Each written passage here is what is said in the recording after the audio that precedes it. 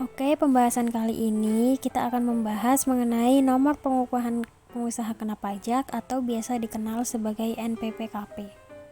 Yang pertama yaitu ada pengertian NPPKP atau nomor pengukuhan pengusaha kena pajak. Merupakan sebuah identifikasi unik yang diberikan kepada pengusaha kena pajak saat mereka diakui sebagai pengusaha kena pajak atau PKP melalui surat pengukuhan PKP. Ketika NPPKP diberikan kepada pengusaha, ini menandakan bahwa mereka telah secara sah menjadi PKP dan oleh karena itu harus memenuhi kewajiban perpajakan yang berlaku. Walaupun NPWP dan NPPKP memiliki peran sebagai tanda identitas perpajakan, tetapi NPPKP memiliki perbedaan dengan NPWP. Perbedaannya yaitu terletak pada fakta bahwa NPWP adalah tanda identitas bagi semua jenis wajib pajak, baik individu maupun entitas hukum, dan berfungsi sebagai bukti keikutsertaan dalam menjalankan hak dan kewajiban perpajakan. Sementara itu, NPPKP lebih fokus sebagai tanda identitas bagi wajib pajak individu ataupun badan yang terlibat dalam kewajiban perpajakan khusus untuk PKP. Selanjutnya ada fungsi NPPKP. Yang pertama, sebagai tanda pengenal untuk pengusaha kena pajak atau PKP yang bersangkutan selain NPWP. Yang kedua, sebagai tanda identitas bagi PKP yang sudah memiliki hak dan kewajiban perpajakan, yaitu seperti pajak pertambahan nilai (PPN) atau pajak penjualan atas barang mewah (PPNBM). Kemudian yang ketiga, sebagai alat pengawasan dalam hal administrasi perpajakan. Next, ada syarat permohonan NPPKP.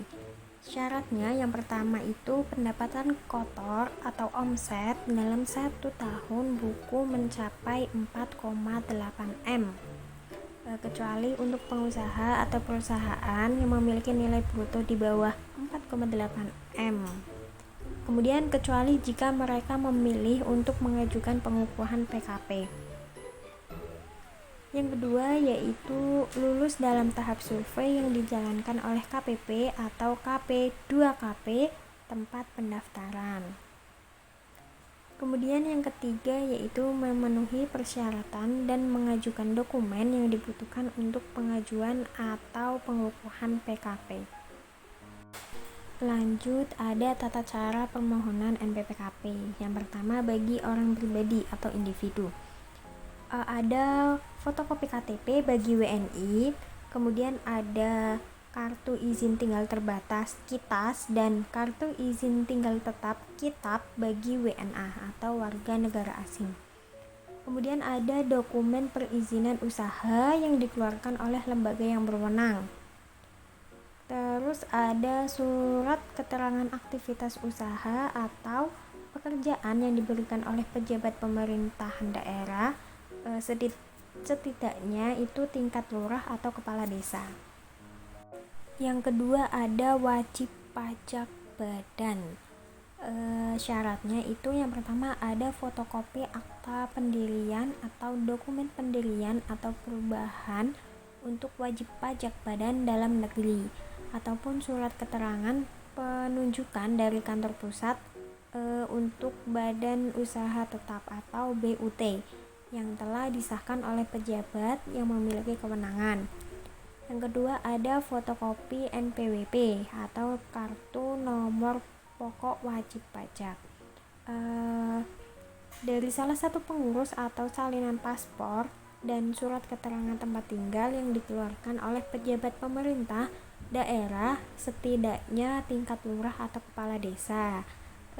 Jika orang yang bertanggung jawab dalam perusahaan adalah WNA atau warga negara asing.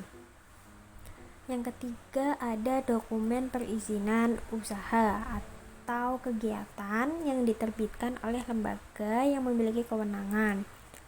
Lanjut yang terakhir ada surat keterangan lokasi kegiatan usaha yang diterbitkan oleh pejabat pemerintah daerah, setidaknya sama ya, ada lurah atau kepala desa. Selanjutnya ada tata cara permohonan NPWP bagi wajib pajak badan kerjasama operasi. Yang pertama yaitu fotokopi perjanjian kerjasama ataupun akta pendirian yang merupakan bentuk kerjasama operasi joint operation yang telah disahkan oleh pejabat berwenang. Yang kedua ada fotokopi NPWP dari setiap anggota dalam kerjasama operasi atau joint operation yang wajib memiliki NPWP. Yang ketiga ada fotokopi kartu NPWP individu yang merupakan salah satu pengurus dalam perusahaan anggota kerjasama operasi, joint operation, atau salinan paspor jika yang bertanggung jawab adalah WNA.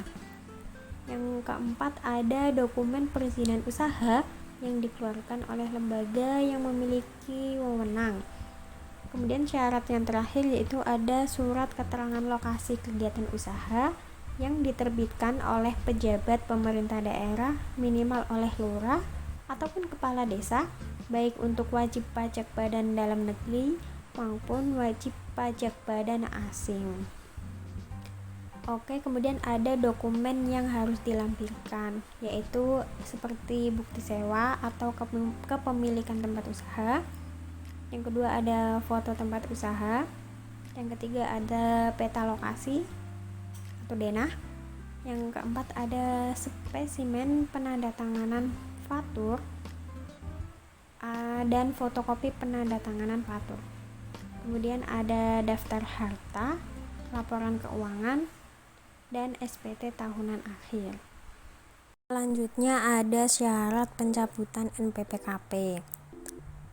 Sesuai pasal 11 ayat 2 PMK 182/PMK .03 2015, pencabutan pengesahan status PKP terjadi dalam situasi yang pertama, PKP dengan satuan wajib pajak yang tidak efektif. Kemudian PKP yang tidak memungkinkan untuk diketahui keberadaan dan atau aktivitas usahanya.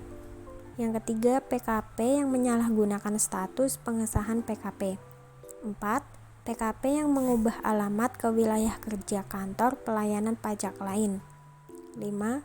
PKP yang tidak lagi memenuhi syarat-syarat sebagai PKP, atau yang keenam, PKP yang telah mengkonsolidasikan tempat terutangnya pajak pertambahan nilai di lokasi yang berbeda. Nah, gimana sih pencabutan NPWP?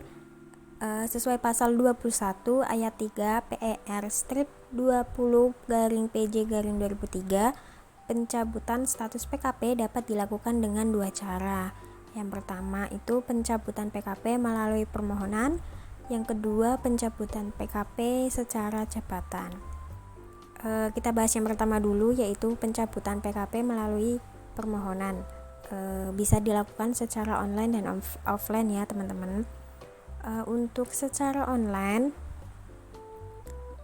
caranya yang pertama, pencabutan status PKP dapat diajukan dengan mengisi formulir pencabutan PKP melalui aplikasi e-registration yang terdapat di situs web Direktorat Jenderal Pajak. Permintaan yang disampaikan melalui aplikasi e-registration akan dianggap sah secara elektronik dan memiliki kekuatan hukum sesuai dengan pasal 22 ayat 3. Selanjutnya, PKP yang telah mengajukan permohonan pencabutan PKP secara elektronik diwajibkan untuk mengirimkan dokumen yang diperlukan ke kantor pelayanan pajak atau KPP tempat pendaftaran PKP sesuai dengan pasal 22 ayat 4. Kemudian pengiriman dokumen yang diperlukan bisa dilakukan dengan mengunggah atau mengupload salinan dokumen melalui aplikasi e-registration atau dengan mengirimkannya melalui surat pengiriman dokumen yang telah ditandatangani. Hal ini sesuai dengan pasal 22 ayat 5. Yang keempat, jika dokumen tidak diterima dalam waktu 14 hari kerja, permohonan dianggap batal.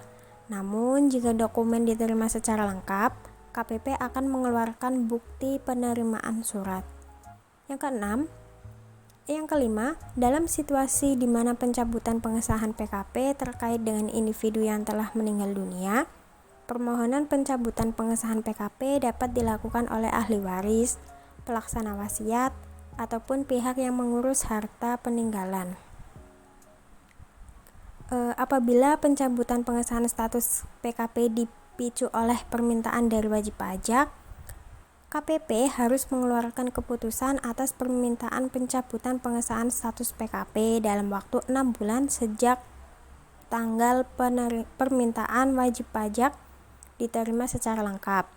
Jika batas waktu tersebut terlampaui dan Kepala KPP tidak mengeluarkan keputusan, permintaan dari wajib pajak akan dianggap disetujui dan Kepala KPP akan menerbitkan surat keputusan pencabutan pengesahan status PKP dalam waktu paling lama 1 bulan setelah berakhirnya periode tersebut. Kemudian apabila dilakukan secara offline, syaratnya yang pertama, permintaan secara tertulis harus diajukan dengan mengisi dan mengesahkan formulir pencabutan PKP sesuai dengan pasal 22 ayat 1. Yang kedua, permintaan secara tertulis dapat diserahkan ke tempat di mana PKP diberikan pengesahan melalui berbagai cara, yaitu yang pertama secara langsung, yang kedua melalui pos, atau yang ketiga melalui perusahaan penyedia layanan ekspedisi ataupun jasa kurir. Kemudian yang ketiga, setelah permintaan secara tertulis diterima, KPP akan mengeluarkan bukti permintaan surat sebagai konfirmasi bahwa permintaan telah diterima secara lengkap. Hal ini sesuai dengan pasal 23 ayat 7. Yang keempat, jika permintaan secara tertulis tidak lengkap saat diterima, berlaku ketentuannya. Yang pertama, jika permintaan disampaikan secara langsung, permintaan akan dikembalikan kepada PKP. Yang kedua, jika permintaan disampaikan melalui pos atau jasa ekspedisi ataupun kurir, KPP akan memberikan pemberitahuan tertulis mengenai ketidaklengkapan tersebut. Hal ini sesuai dengan pasal 23 ayat 8. Selanjutnya, pencabutan PKP secara jabatan. Pencabutan pengesahan status PKP yang dilakukan oleh otoritas berwenang dilaksanakan setelah proses verifikasi dan pemeriksaan yang sesuai dengan ketentuan hukum yang mengatur prosedur pemeriksaan dan verifikasi. Berdasarkan pasal 24 ayat 2, pencabutan PKP secara jabatan atau pengesahan status PKP yang ditarik kembali oleh otoritas berwenang terjadi ketika terdapat informasi yang menunjukkan bahwa PKP tidak lagi memenuhi syarat-syarat sebagai pengusaha kena pajak dan PKP tidak mengajukan permohonan untuk mencabut pengesahan status PKP tersebut. Contohnya, PKP individu telah meninggal dunia, kemudian ada PKP telah mengganti alamat domisilinya ke wilayah kerja kantor pelayanan pajak yang berbeda, ataupun PKP badan telah menghentikan operasinya di Indonesia.